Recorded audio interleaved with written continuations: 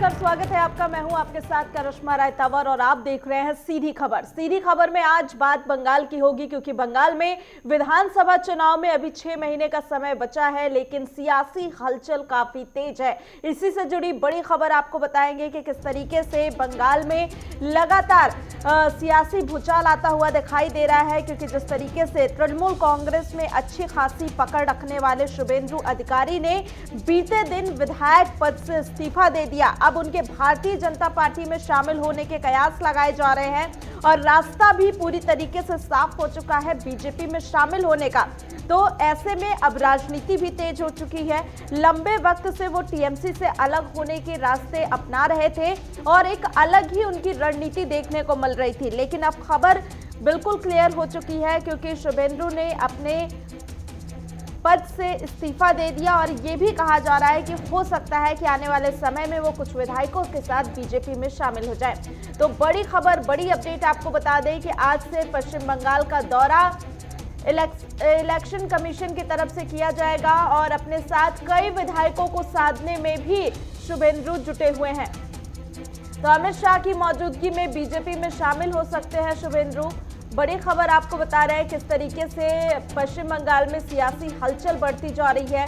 और इसी के साथ आपको बता दें कि जहां एक तरफ सियासी हलचल तेज है, इसी बीच चुनाव आयोग भी आज पश्चिम बंगाल का दौरा करेगा, क्योंकि जिस तरीके से बीजेपी की तरफ से वहां पर आचार संहिता को लेकर लागू करने की मांग की गई थी और कुछ शिकायतें की गई थी।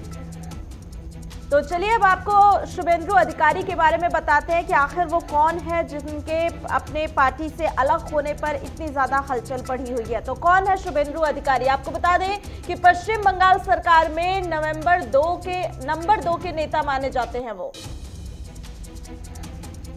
ये तमाम जानकारी हम आपको शुभेंदु अधिकारी के बारे में दे रहे हैं। आखिर कौन है वो? शुभेंदु अधिकारी ममता सरकार में परिवहन मंत्री भी रहे थे और शुभेंदु अधिकारी को जनाधार वाले एक प्रभावशाली नेता के तौर पे भी देखा जाता है। इसी के साथ 36 साल की उम्र में पहली बार 2006 में कांती दक्षिण सीट से वो विधायक चुने गए थे और इसके बाद वे इसी साल कांती नगर पालिका के चेयरमैन भी बने। तो आपको बता दें कि शुभेंदु 2009 और 2014 में तृमलुक लोकसभा सीट से जीतकर संसद पहुंचे और इसी के साथ तुमलुक लोकसभा सीट से चुने गए थे और 2016 में नंदीग्राम विधानसभा सीट से जीत उन्होंने दर्ज की थी। तो आपको बता दें कि जीत के बाद ममता ने मंत्री भी बनाया था उन्हें और अब पश्चिम बंगाल सरकार में वो नंबर 2 के नेता माने जाते थे और यही वजह है कि जब उन्होंने अपने पद से इस्तीफा दिया तो अब पश्चिम बंगाल की जो राजनीति है उसमें काफी हलचल देखने को मिल रही है। क्योंकि और आपको बता दें कि शुभेंदु पूर्वी मिदनापुर जिले के प्रभावशाली राजनीतिक परिवार से भी ताल्लुक रखते हैं। ये उनका पूरा बैकग्राउंड हम आपको बता रहे हैं। पूर्वी मिदनापुर की 16 विधानसभा सीटों पर शुभेंदु का प्रभाव देखने को मिलता है। इसके साथ ही वह करीब 5 दर्जन सीटों पर अधिकारी परिवार का प्रभाव भी माना जाता है। इसके साथ ही मुर्शिदाबाद और मालदा में भी शुभेंदु की अच्छी खासी पकड़ बताई जाती है। और साथ ही आपको बता दें कि 27 नवंबर को मंत्री पद से इस्तीफा दिया था शुभेंदु अधिकारी ने अब विधायक पद भी छोड़ दिया है।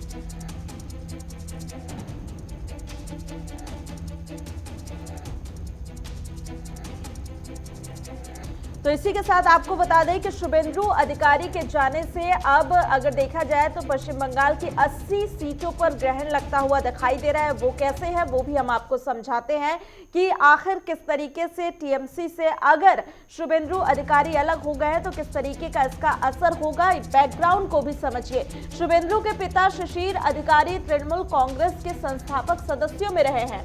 इसके साथ ही 1982 में कांग्रेस की टिकट पर कांती दक्षिण सीट से विधायक भी रहे और साथ ही आपको बता दें कि क्या कुछ ये असर होने वाला है जब शुभेंदु अधिकारी अब टीएमसी से अलग हो गए हैं तो किस तरीके का इसका असर होगा। शिशिर अधिकारी तुमलुक लोकसभा सीट से सांसद हैं और वे मनमोहन सिंह सरकार में ग्रामीण विकास राज्य मंत्री भी रहे थे। तो ये पूरा बैकग्राउंड समझिए। शुभेंदु के भाई देवेंदु अधिकारी कांती लोकसभा सीट से सांसद हैं।